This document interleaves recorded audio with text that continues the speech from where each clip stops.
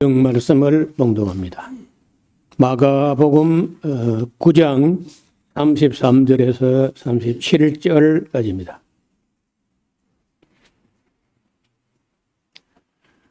가버나움에 이르러 집에 계실새 제자들에게 물으시되 너희가 노중에서 서로 토론한 것이 무엇이냐 하시되 저희가 잠잠하니 이는 노중에서 서로 누가 크냐 하고 쟁론하였습니다.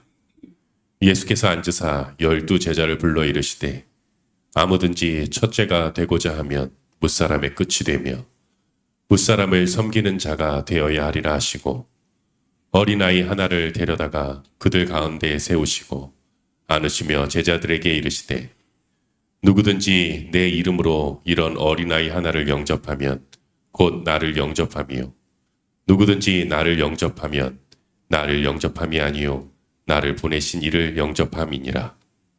아멘. 우리나라가 서양 나라에 비해서는 여러 가지가 뒤에 출발했지만은 그래도 그 역사를 돌아보니 어린이 헌장을 만들었던 게 매우 일찍 만들어졌어요. 그 소파 방정환 선생이 만들었던 처음에 어린이 헌장 정신은 1923년도. 그러니까 일제 시대 그 참 엄혹한 시절에 그런 꿈을 가지고 어린이들의 권리도 보장돼야 된다. 그런 헌장을 만들었다가 그 뒤에 1954년도 그 휴전이 53년도에 휴전됐는데 바로 그 이듬해 다시 이제 정식으로 어린이 헌장을 만들었다가 1988년도 또 조금 더 한두 문항을 더 해가지고 오늘에 이르기까지 어린이 헌장이 제정되어 가지고 별로 이렇게 그때에 비해서는 어린이 권리라든지 어린이 보호라든지 이게 어쩌면 너무 과잉보호되다시피 할 정도로 어린이에 대해서는 이제 그렇게까지 마음을 안 쓰는 것처럼 됐습니다. 저는 그런 세월들 중에 처음 방정환 선생님 1923년 그때는 제가 잘 몰랐고 54년에 그런 어린이 헌장이 만들어질 때도 저는 잘 몰랐죠. 그러다가 이제 나중에 어린이날이 일반화되면서 가끔 들춰보고 하다가 2005년도는 제가 밀양 무안교회를 10년간 섬기다가 사임하던 그 해에 5월 5일에 저 나름대로 어린이 헌장을 새로 써야 되겠다. 내가 써가지고 누가 읽어주거나 알아주거나 하지 않겠지만은 내가 생각하는 어린이 헌장은 그리스도인으로서 하나님의 종으로서 또 우리가 하나님 앞에서 어린이들의 어린이에 대해서 어떻게 생각하는 게 옳을까 하고 정리를 해봤는데 꽤 많이 늘어났어요. 내용이 앞을 좀 보시면은 이게 이제 2005년도 제가 정리해봤던 그런 어린이 헌장인데 다른 헌장에서 없던 이야기가 1번인데요. 어린이는 하나님의 뜻을 쫓아 많이 태어나야 된다. 여러분 2005년도 지금부터 21년 전인데 그때만 해도 어린이가 많이 나야 한다 이런 생각을 별로 안 했어요. 그저 딸아들 구별 말고 둘만 낳아 잘 기르자 한다든지 잘 기른 딸하나 열 아들 안 부럽다 이런 시대거든요.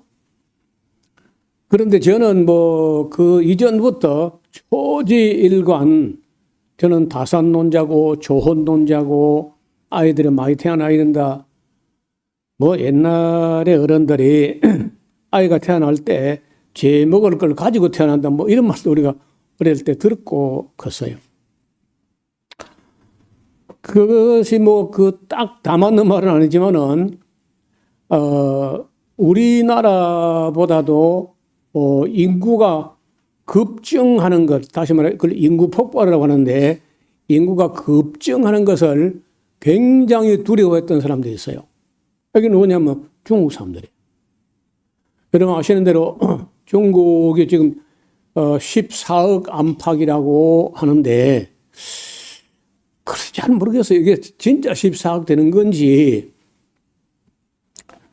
일론 머스크라는 사람은 무슨 근거를 가지고 주장하는지 모르지만은 6억 남짓하다. 중국 인구가 6억 남짓하다. 이렇게 하는 사람도 있어요. 일론 머스크가 뭐 어리석은 사람도 아닌데 그런 얘기를 하는 거예요. 괜히 허장성세라는 거예요.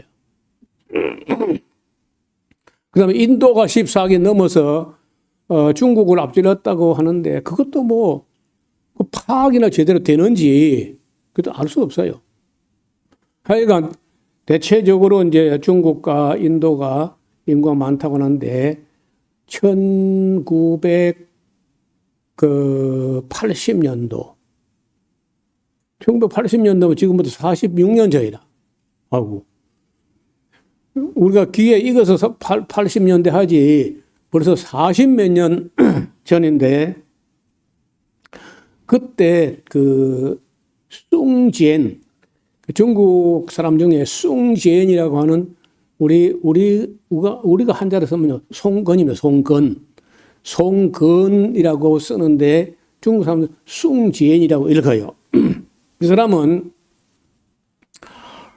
러시아에 유학을 하고 온 그 미사일 제어 장치 전문 학자야. 공학자요. 대단한 학자고 그 등소평 시절에 그의 입지는 아주 막강했고 또 그는 신뢰받는 그런 인물이었는데 이 사람이 중국 인구를 지금대로 방치하게 되면 2030년에 30억이 될 것이고 2050년에 40억이 넘어갈 거다. 이런 계산을 했다는 거예요. 그 숭젠이라는 사람이. 그래서 등소평에게다가 자기가 연구한 바를 피력을 하면서 지금부터 철저하게 인구 통제하지 않으면은 우리 지금 현재 이런 식량 생산으로서는 그 인구 폭발 때문에 수많은 사람이 굶어서 나라가 망할 수밖에 없다. 근데 그 워낙 위대한 학자가 수학자고 공학자고 뭐 러시아 유학까지 갔다 온 그런 엘리트가 그런 주장을 하니까 등소평도 그 일리가 있는 말이다 해가지고 그 한자녀 갖기 운동을 벌여요. 여러분 이게요. 지금은 한 자녀도 안 갖고 결혼도 안 하고 이런 시대로 접어들어서 여러분 별로 새롭지 않을지 모르지만은 중국에 있어서 이 한 자녀 갖기 운동이라고 이 끔찍한 일은요. 우리 상상을 초월합니다. 무슨 일이 벌어지느냐. 그렇게 하기를 한 30년 넘어 했거든요. 한 자녀 갖기 운동 중국이. 그렇게 하는 동안에 임신 중절로 여자아이를 임신 중절시키는 게 3억 1천만 명. 미국 인구만큼이나 임신 중절을 했다는 거예요. 그리고 여자아이가 행방불명 실종됐다는 게 4천만 명. 그러니까 여러분 이 정치를 하는 사람, 소위 정책을 위반하는 사람들이 어리석거나 교만하거나 기계공학이나 이런 것밖에 모르고 인문 사회학을 공부하지 않은 사람이 정책을 세울 때는 이렇게 잔인한 정책을 세워서 얼마나 많은 여성들이 고통을 겪었는지요. 만약에 원치 아니하는 아이가 그냥 둘째가 태어나 버렸다. 그러면 둘째 태어나면요, 혜택은 완전히 없어져 버리고 벌금을 내야 되는데 자기들이 그 봉급받은 그 절반을 떨어보도 모자라, 벌금 내기가. 그렇게 잔인한 중국이 그런 법을 만드는 거예요. 그리고 미국으로 입양을 보낸 아이가 수십만이 되고 네덜란드도 입양해 가고 그리고 아이를 낳아가지고 그냥 여자아이 같으면 쓰레기통에 갖다 내버린다든지 들판에 가서 내버린다든지 이래 유기된 여자아이의 시신들이 전국에 그 널브러졌다는 거예요. 여러분, 이렇게 끔찍한 일을 저질렀던 나라가 바로 이 지난번에 우리가 브레이크 넥이라고 모가지가 부러질 정도로 빨리 발전으로 달려간다는 그 중국이 그 앞에 또 무슨 짓을 하냐면요. 그 마오 쩌둥이라는 사람이 대약진 운동이라고 이거 집에서 노닥거리고 무슨 뭐 빨래하고 그 뭐 밥하고 뭐 이런 데 시간 낭비할 시간이 어디냐. 밥도 다 공장에서 함께 하고 공동 식사하고 빨래도 다 빨래 공장에서 하고 해가지고 그 개인의 그 토지 소유도 싹 없애버리고 전부 국가가 소유해가지고 공동 생산해가지고 그 발전을 대약진으로 발전한다.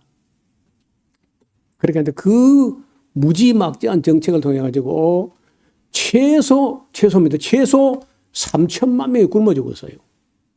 그게 소위 말해서 대약진 운동이에요. 그 뒤에 그때 그 실패를 만회하려고 모택동이 또 무슨 짓을 하냐. 문화 대혁명이라는 걸 만들어 가지고 구습이라고 해당되는 모든 걸 작살을 해요. 그렇게 하면서 홍위병들을 그 이제 중3 정도에서 고등학교 2학년 뭐 3학년 그 정도 나이 아이들에다가 어마어마하게 길러가지고 전국을 돌면서 문화라는 문화를 다 때려 부수는 거예요. 지금 와서 보면요. 모택동이라는 사람이 그 두 가지를 했거든요. 대약진 운동과 문화대혁명. 그거는요. 인류의 대원수 같은 짓을 한 것이고 야만 중에 그런 야만이 없어. 그런데도 그 모택동에 손발 같은 일을 하던 사람들은 등소평이 들어서면서 다 숙청을 당하고 등소평이 들어와 가지고 또 한 가지 한 게 아까 이런데 한자녀 학교 운동을 한 거예요. 그러니까 여러분요. 중국이 대약진 운동, 문화 대혁명, 한자녀 학교 운동 망할 짓을 골라가면서 세계에서나 연달아 했는데 그때 중국이 안 망한 거예요. 안 망하고 지금 뭐 미국하고 아직까지 그래 힘 안 되지만은 그래도 어떻든 간에 미국이 겁을 낼 정도로 미국은요. 미국 GDP의 절반을 넘어서면은 절대 그냥 두지 않습니다. 반드시 작살내는 거예요. 미국은 있는 힘을 다해서 마음을 다하고 성품을 다하고 힘을 다해가지고 2등이 따라오면요. 그걸 작살내요. 절대 그냥 두지 않습니다. 일본이 그때 한 40% 정도 미국 GDP의 40% 따라오니까 그 플라자 합의라는 걸 가지고 일본은 그냥 작살내버리잖아요. 그런데 중국은 지금 7, 80% 따라왔다고. 그러니까 도저히 중국을 그냥 두지 못한다. 그런데 지난번에 우리가 잠깐 본 대로 중국은 모가지가 부러질 정도로 성장 드라이브를 걸어가지고 달려가고 있고 미국은 법령에 막혀가지고 여러분 미국이라는 나라가 얼마나 법을 만드는지요. 법을 만들기 위해서 법을 만들 때 누구를 법을 만드냐. 약자를 위해서 법을 만드는 게 아닙니다. 기업들이 기업에 유리한 법을 만들기 위해서 미국은 로비라는 게 국회 의회에 가서 로비하는 게 합법이에요. 그 자금이 어마어마하게 하고 그 돈 있는 사람들 가진 기업가 이런 사람들이 로비를 해가지고 자기들이 그 기업에 유익하도록 법을 만들어놨기 때문에 국민들은요 망할 수밖에 없어요. 살아갈 수가 없어. 중산층은 이미 다 무너졌고 이제 서민도 살아남기 어려울 정도로 그렇게 가고 있는 게 그래가지고 이제 법을 만드니까 약자들은 맨날 당하고 그 약자가 당하고 나면요 그거 억울하니까 소송을 하는데 소송을 하면은 변호사가 다 기업들 편이고 돈 있는 사람 편이니까 백전백패. 서민 대중은 법원에 가도 다 져요. 그리고 되는 게 아무것도 없고 지금 원자폭탄의 핵심 부품을 만들 기술자가 다 죽었다는 거예요. 그 정도로 그 미국이 지금 위기에 처해 있는 거예요. 배를 못 만들어요. 만드는데 엄청난 시간이 걸리고 경비가 많이 들고 하니까 우리 보고 만들어내는 거 아니에요, 지금. 그리고 중국은 지금 그래 하다가 이제 정신 바짝 차리고 나서 보니까 그 여러 과정을 거쳐가지고 지금 시진핑 때 와가지고 시진핑도 초창기는요, 시진핑이 5년 연임을 3번째 지금 하고 있거든요. 그리고 경제개발 5개년 계획을 원래는 이제 스탈린이 추진하던 건데 박정희도 따라했고 그 중국에는요 지금 현재 5개년 계획을 14번째 5개년 계획을 추진하고 있는 거예요. 14번째 5개년 계획 때는 시진핑이 뭐라 하느냐.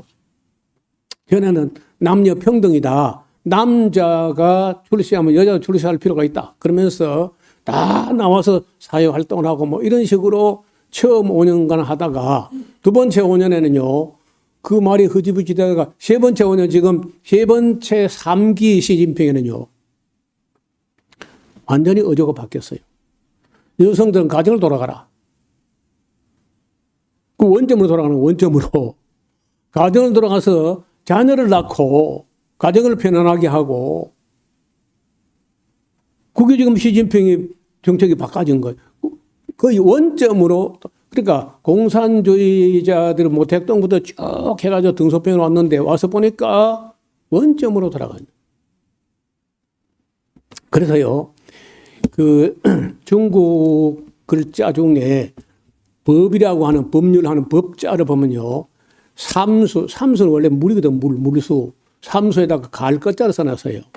물이 흘러가듯이 법은 그렇게 순리로 가야지 너무 영리적으로 뭐 그 대약진 운동이나 무슨 뭐 문화대혁명이나 한자녀 각기 운동이라든지 시진핑 때 또 무시무시한 짓을 했는데 뭘 했느냐. 제로 코로나. 아니 14억이 분비되는 중국에서 코로나 제로를 만든다고? 근데 하라면 하는 거예요. 그냥 그 중국이라는 나라는요. 당에서 결정하면 하는 겁니다. 그래서 코로나가 안 퍼지기 위해서는요. 아파트에서 안 나와야 돼. 직장을 고사하고 아파트에서 나오지 못하게. 그렇게 해가지고 중국 사람들이 뭐 얼마나 억압을 당하고 그러다가 이제 이게 다 그래 해보니까 중국이 그 4가지 했잖아요. 대약진 운동, 문화대혁명, 한자녀극기 운동, 제로 코로나 이런 걸 다 모가지가 부러질 정도로 그 했는데 그게 다 사람을 행복하는 게 아니에요. 비록 조금 더디 가더라도 그 약한 자의 발걸음에 맞춰서 가야 돼. 여러분 등산을 가면요. 제일 못 가는 사람을 맨 앞에 세워놔야 됩니다.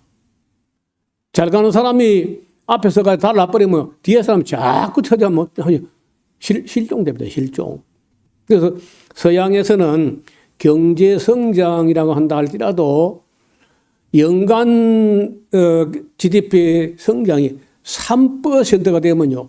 뒤에서 수많은 사람이 자살한다. 못 따라와가지고. 그래서 1.5% 안팎 2% 넘지 않는 성장이라야 그 사회가 안정되다 이렇게 생각해요. 중국은 한 해 10% 한때는요. 7% 10% 이런 식으로 막 성장. 그러니까 목이 부러질 정도로 그렇게 밀어붙이니까 얼마나 많은 사람이 자살하는지요. 그 통계가 안 나오는 거예요. 그 시진핑 3기 그리고 제14차 경제개발을 5개년이 와가지고 이제 생각을 그 중국도 이제 바꾸는 거예요. 바꾸는데 보니까 원점으로 돌아가는 거예요. 좀 자연스럽게. 뭐 억지로 그렇게 밀어붙일 게 아니라는 거예요. 물 흐르듯이 흐르게 이렇게 해야 돼요. 그래서 저는 볼 때 어린이가 하나님 뜻조차 많이 태어나야 된다. 여러분 우리 고향 마을에 제가 다니던 초등학교가 600명, 700명 정도 각 학년마다 2반씩 있었거든요. 60명짜리 2반씩 있었으니까 한 700명 되는 시골 초등학교인데 좀 한 명도 없는 것 같아요. 아예 학교가 문 닫은 지 오래됐거든요. 그 노인들만 있어서 노인들 빨리빨리 죽습니다, 또. 뭐 도시에 산업 인력으로 가서 이만큼 성장한 건 사실이지만은 사회가 너무 잘못된 거예요. 그리고 어린이는요, 부모와 형제, 자매 사이에서 자라게 해야 돼. 아까 중국에서 한자녀 갖기를 한 결과 중에 하나가 있는데요.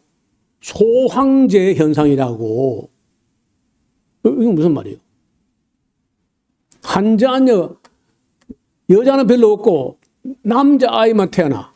여자는 나오면 죽여버리고, 남자아이를 갖고 싶으니까 여자아이가 없어야 남자를 가질 수 있을 거 아니야. 그러니까 남자 하나만 아이가 기르면서 금이야 오기야 하고 애들 해달라고 다 해주고 보니까 이 아이가 소황제가 된 거야. 아이가 아니고 우상이야. 그리고 그 애들이 지금 몇 살이냐면요. 지금 30대, 지금 중국 30대 이런 애들인데 뭐 때문에 없다는 거예요. 지 하나밖에 몰라. 소황제야, 참. 그래서 중국에 이게 아주 망조가 들었다. 애들은 어른도 모르고 선배도 모르고 질서도 모르고 법도 모르고 예절도 모르고 지멋대로 하고 이런 파괴 현상이 일어난다는 거예요. 그리고 그렇게 하는데 장가를 못 가. 너무 많은 여자를 죽였어요. 겉으로 보면 경제 성장에 기술을 빠지는 대단한 발전을 했지만은 인문사회학적으로 보면요. 중국은 빵점이 된 거예요. 세계에서 글쎄 모르겠습니다. 북한보다 더 했던 것 같아요. 너무 악질적으로 한 거라.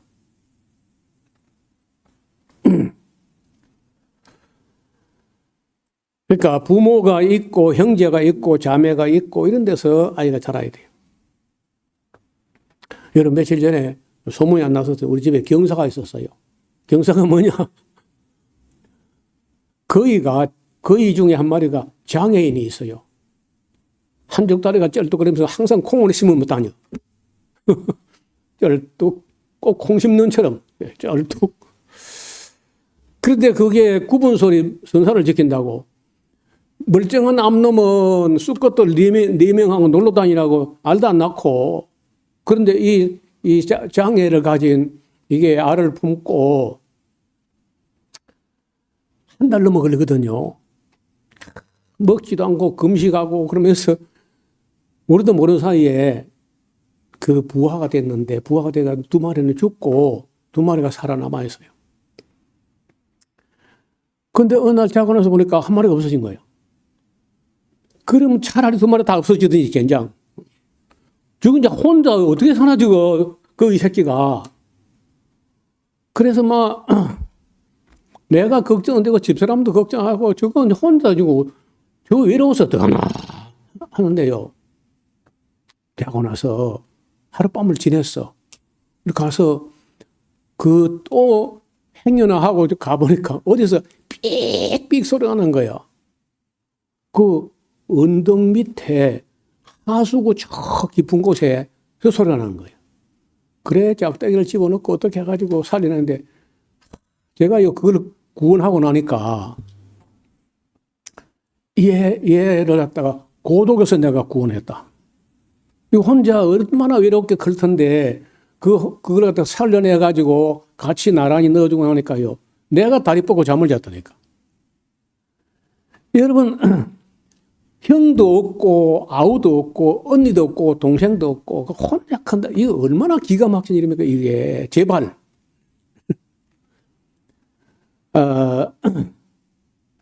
나는 최소한도 둘은 뭐 돼야 되고 저는 원래 4명 최소 4명이거든. 4명. 어쨌든 형제 자매 사이에서 그리고 건전한 가정, 경건한 교회, 즐거운 학교. 그러니까 건전한 가정, 경건한 교회, 즐거운 학교에서 자라야 돼. 이게 잘 안 돼요. 지난번에 우리가 누룩을 조심하라 할 때 교회가 경건하지 않습니다. 너무 누룩이 만들어서 변질이 될 정도로. 그래서 경건한 교회에서 자라는데 굉장히 어렵게 되었어요.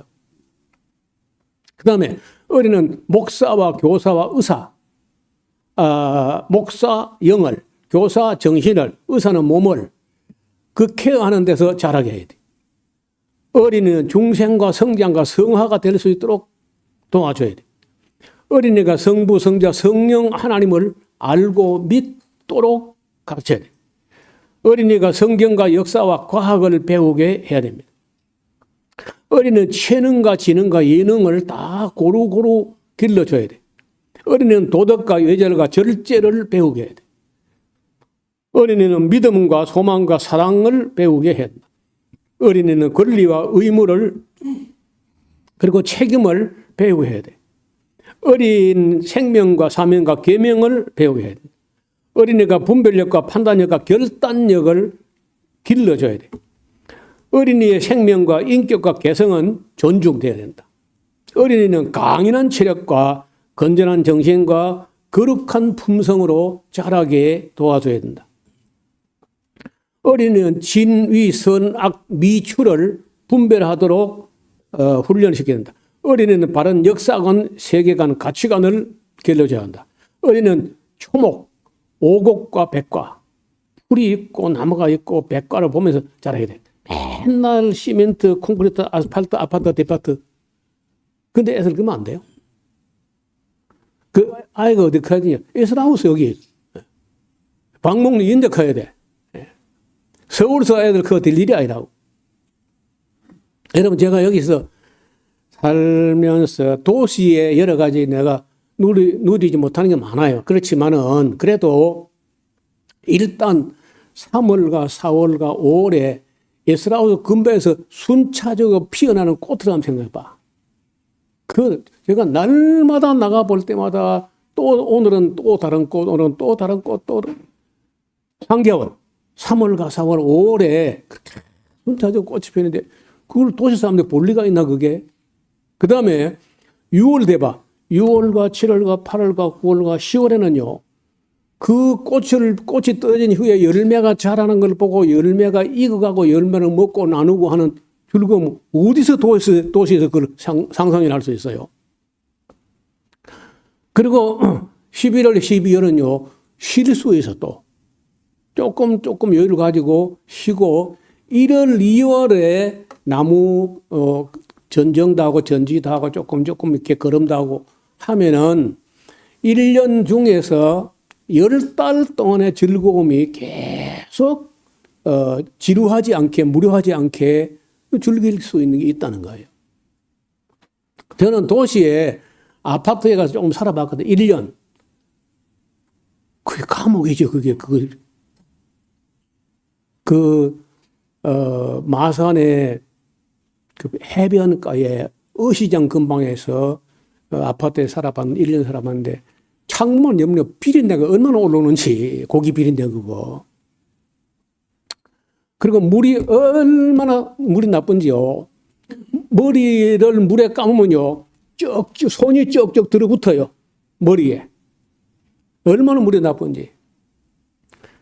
1년 살아보다가 안 돼가지고 팔아가지고 교회 빚 갚는데 처분하라고 하고 제가 이쪽으로 와서 여기서 마찬가지 출퇴근했습니다.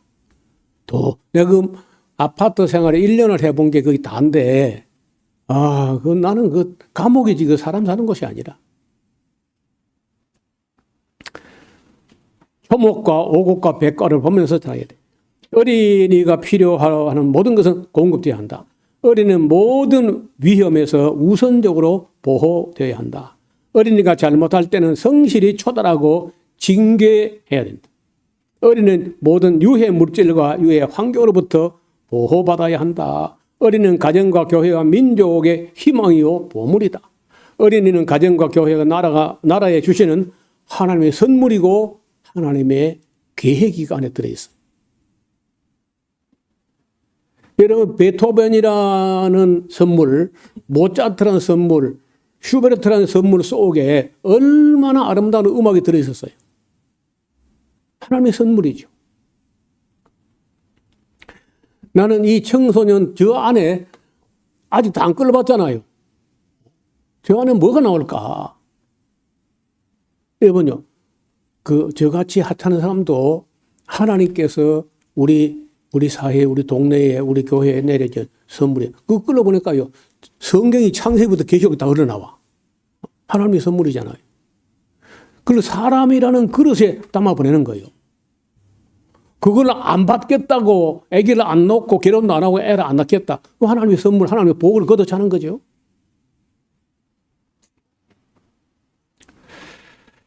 아무도 아멘 안 할 주변에 보니까 하나님의 계획이고 선물입니다. 또 그래서 어린이는요, 일이든 공부든 짐이 되지 않게 해야 돼. 이런 말을요, 다른 사람은 무슨 말인지 모를 거라. 나는 어릴 때 얼마나 농업 노동에 시달렸는지 괜히 그저 먼 산을 자꾸 바라보이고 저 산 저는 무슨 넓은 세상이 있을까. 빌어먹을 농촌 때려치고 빨리 도망가 버리자. 그래서 막 그 일에 질려가지고 그래서 어린이에게는 일과 공부가 짐이 되지 않게 저는요 지금도 아직 남은 아이들 아이들도 며칠 되지 안 합니다만은 교회 일도 많이 안 시켰어요.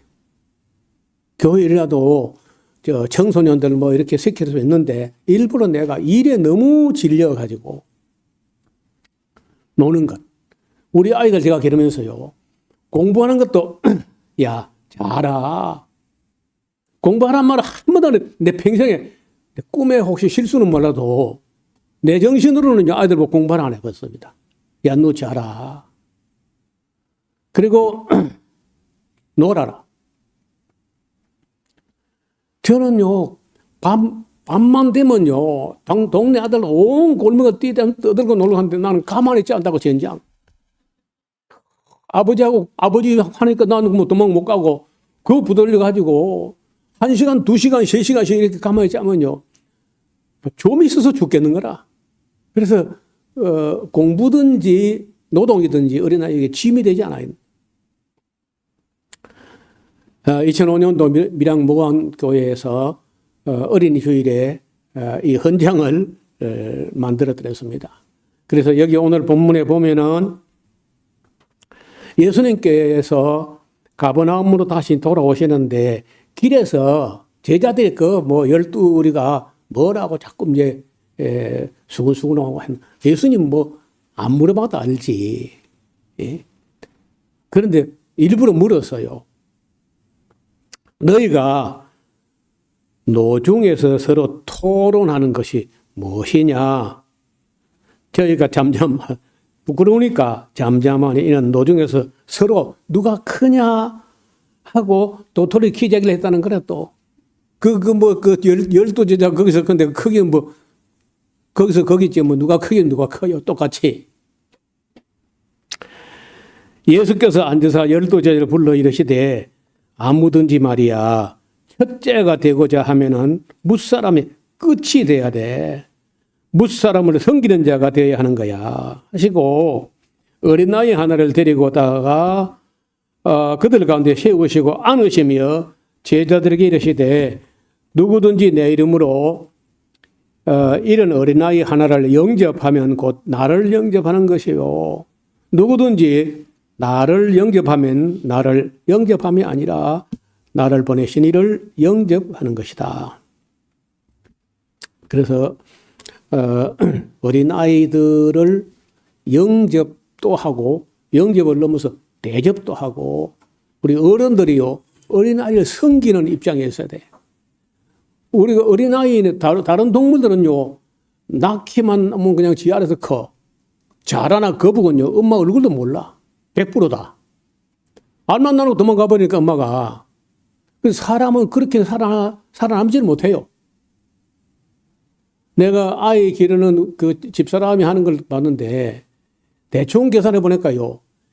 기저귀를 2만 장 빨아야 아이 하나 크는 거예요.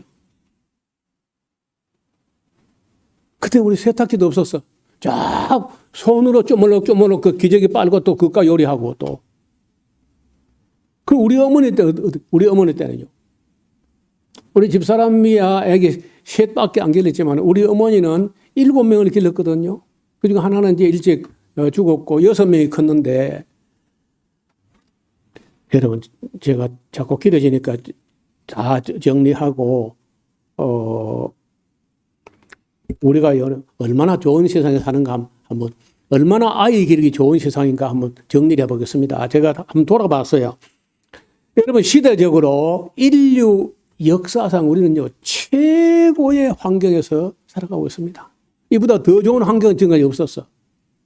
공간적으로 지정학적으로 우리는요 아름다운 기후대 온대 지역 또 우리가 너무 덥지도 춥지도 않고 봄, 여름, 가을, 겨울이 또렷해가지고 이런 아름다운 땅에 우리가 살고 있습니다. 국토에 우리는요 반도기 때문에 삼면에 다 항구나 저반시설을 만들어서 대양으로 뻗어나갈 수 있는 그 대륙도 연결되어 있는 그런 지정학적으로 너무 멋진 나라인 거예요. 또 경제적으로 볼 때 우리가 탑10 뭐 많이 양보해도 탑12 12나라 안에 220개 국 중에 말이에요. 그리고 우리가 이만 잘 사는 거예요. 또 문화적으로 매우 다양하고 풍성한 사회에 살고 있어요. 세계 모든 나라들이요. 어째서 한국만 중국에 안 먹혔냐. 그거 희한하다. 역사 연구하는 사람마다 저거 먹고 싶겠는데 맛있게 생겼는데 왜 안 먹었을까 중국이. 근데 이상하게요. 중국 사람들이 한국 사람한테는 안 돼. 깨갱이라. 을지문덕 강감찬 뭐 끝장나는 거예요. 그 중국 사람 오면 그저 한국 그 압록강 두만강 못 건너고 그냥 다 작살나. 몽골도 잠깐 뭐 점령했지만은 우리 그 끝내 먹지 못했거든요. 일본도 먹어다 토해내고. 자, 사회적으로 봐. 치안과 보안이요. 세계에서 내가 볼 때는 1등입니다. 우리나라처럼 밤에 여학생이나 처녀들이 마음 놓고 돌아다니는 괜찮은 나라는 우리만 있는 거 없는 거예요. 딴 나라는요. 종교적으로 여러분 한국이 얼마나 종교가 많으냐. 만국 종교 다 있어요. 만국 종교 박람회장이다. 그러면요 다른 나라 때문에 종교 싸움이 나가지고 종교 전쟁이 났습니다.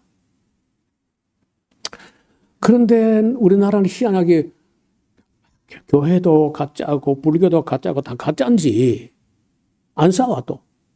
희한해. 그렇죠. 뭐 종교가 이렇게 다양하고 그런데 안 싸우는 나라는 아마 내가 아는 한국 하나밖에 없을 거예요. 진짜요. 대단하지 않아요? 정치적으로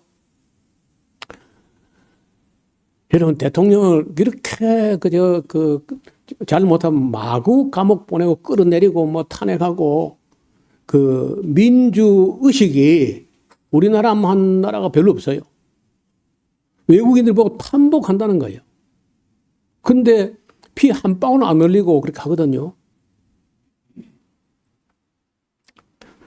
의료 보장 제도로 하면은 세계에서 가장 저렴한 의료비를 가지고 가장 효과적인 서비스를 받을 수 있는 나라가 한국이에요.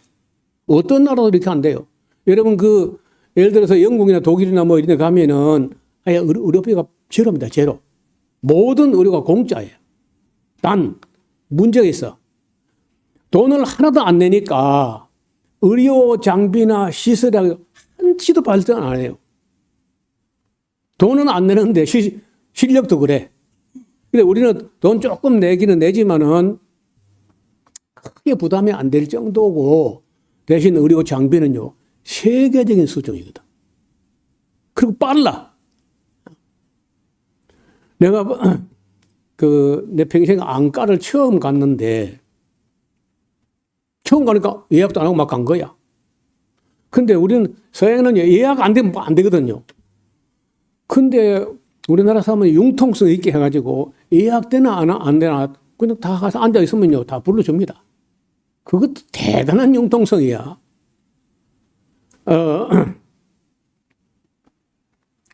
또 교육 환경도 세계 어느 나라에 되지 않습니다. 영국 애가 한국에 고등학교 와가지고 교환학생으로 갔다가 1년 살다가요 가면서 죽는 줄 알았대요. 우리나라처럼 공부 시키면 애들 다 못 배게 냅니다. 그런데 한국 사람들 공부도 열심히, 그러니까 이렇게 열심히 하니까 이렇게 빨리 발전하는구나. 그런 결론이 난다는 거예요. 학비가 조금 많은 건 좀 부담돼요.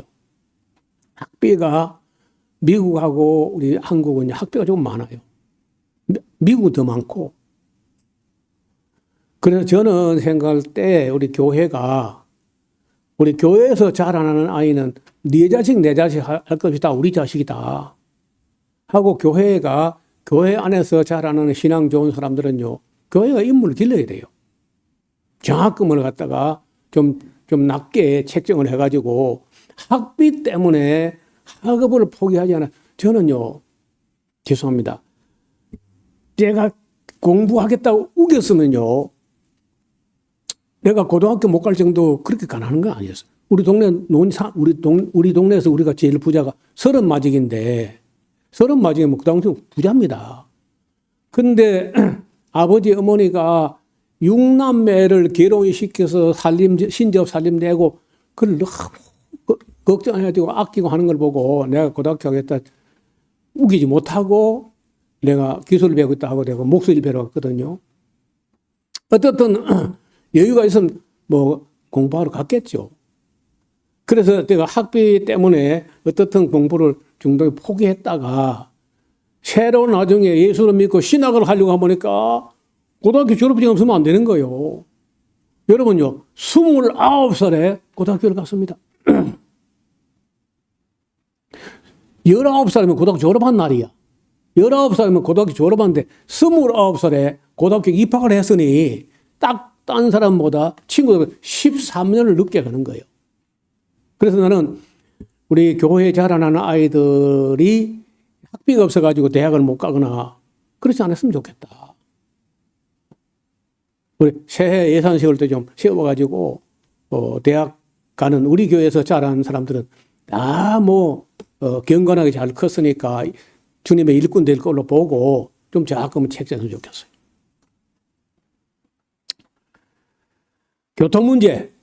교통 문제도 세계적으로 대중교통이 대한민국처럼 발달된 어느 나라도 없습니다.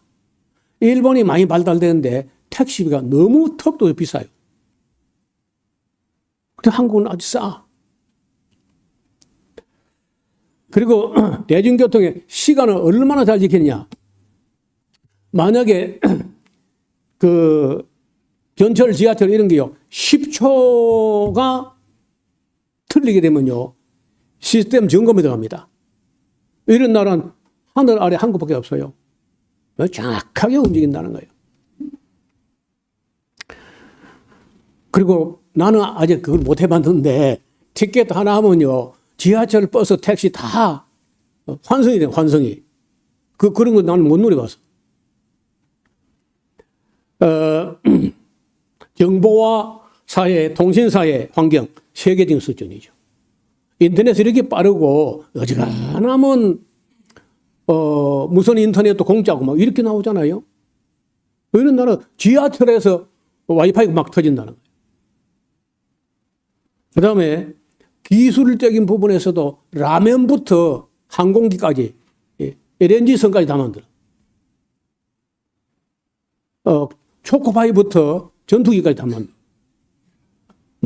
만드는 솜씨가 있어서 대단하다는 거예요.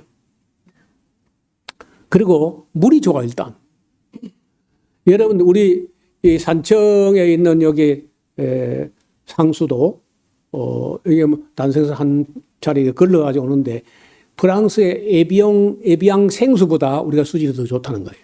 한국의 그 고속도로 휴게소 화장실 물이 에비앙 생수만큼 수준이 된다. 수질이. 일단 시멘트가 없어요 우리가요. 돌이 다 화강성이니까. 화강성이나 맥반석이나 쑥돌이나 이런 거는 시멘트가 없거든요. 제가 커피 머신을 집에서 쓰는 게 조그마한 게 있는데 그 커피 머신을 얼마 쓰면은 안에 시멘트가 스케일이 생기니까 그걸 갖다가 약품을 넣어가지고 구연산이나 뭘 넣어가지고 약품을 사가지고 그 스케일을 긁어내라 이렇게 나와요. 그래 제가 하니까 불이 들어오면서 이제 청소하라고 나오더라고. 이거 봐라. 내가 청소 안 하고 한번 버텨보겠다. 우리 물이 얼마나 깨끗한데 시멘트 없어 이것더라. 그러면서 한 지금 6개월 동안 빨간불 들어오거나 말거나 그냥 해보고 있는 거예요. 그래 물이 좋으니까. 그 다음에 물질적으로 필요한 것은요. 비싸지 않게 다 늘어 있어서 왜? 중국 옆에 있으니까. 싸! 중국 제품 옛날에 건 다 천하에 몹쓸 것들이 나오는데 지금은요. 중국 제품도 잘 가려 사면은요. 가격은 절반인데 성능은요. 한국과 비슷합니다. 잘 가려 사야 돼. 잘. 그래서 우리가 지금 우리가 사는 환경을 한번 돌아볼 때 한반도 당군 조선 이래로 지금이 가장 살기 좋은 시대에 우리가 살고 있는 것이 아니냐.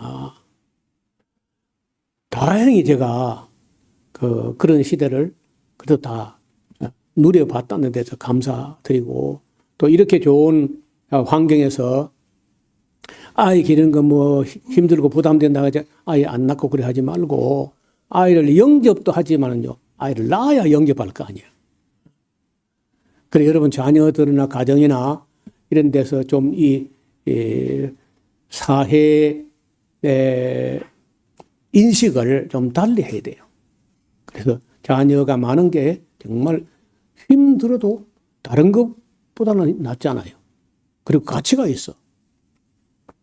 저는 생명의 가치에 대해서 늘 생각해 왔던 사람이기 때문에 생명들이 태어난다는 것은 경사 중에 경사인 거예요.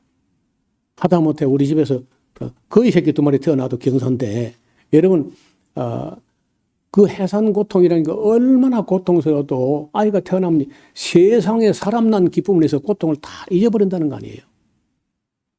그래서 우리 꿈나무 같은 어린 청소년들이 가정마다 어린 감정나무 같은 청소년들이 많이 그리고 경건하게 건강하게 자라는 땅이 될 수 있기를 주님의 이름으로 축원합니다. 하나님 아버지 오늘 주님 말씀을 듣고 우리가 아이가 태어나지도 못하게 인간적으로 얼마나 악한 짓을 많이 했는지 모르겠습니다. 지금 와서 돌아보면 이게 다 얼마나 어리석었는지 인간들이 하나님의 창조 원리를 따라 생육하러 번성하라고 했는데 불구하고 인위적으로 인구 조절을 하겠답시고 식량을 염려하면서 인구 폭발을 염려하면서 온갖 못된 짓을 해왔습니다. 많이 늦었지만은 이제라도 우리가 허탈한 걸 쫓아서 세상 경주를 하지 아니하고 하나님 말씀을 쫓아 경건한 삶을 살아가는 아름다운 가정들이 되게 하여 주옵소서. 믿음의 가정들의 훌륭한 가문들의 하나님의 자녀들이 많이 태어나서 일꾼들로 자라나게 하여 주옵소서. 예수님 이름으로 기도하옵나이다. 아멘.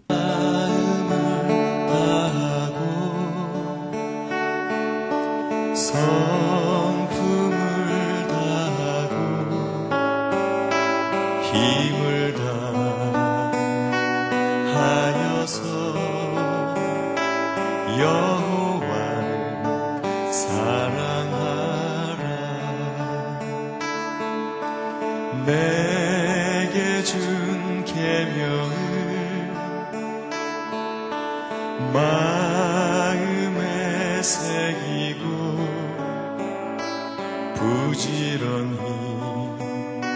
부지런히 이웃에게 전하여라.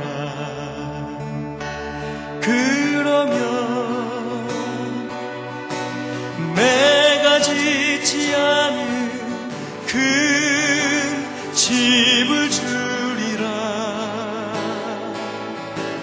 내가 심지 않은 과실을 먹게 하리라.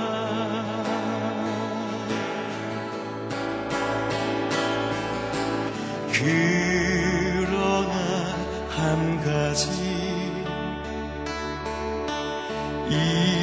잊지는 말아라. 죄인된 우리를 구원하신 여호와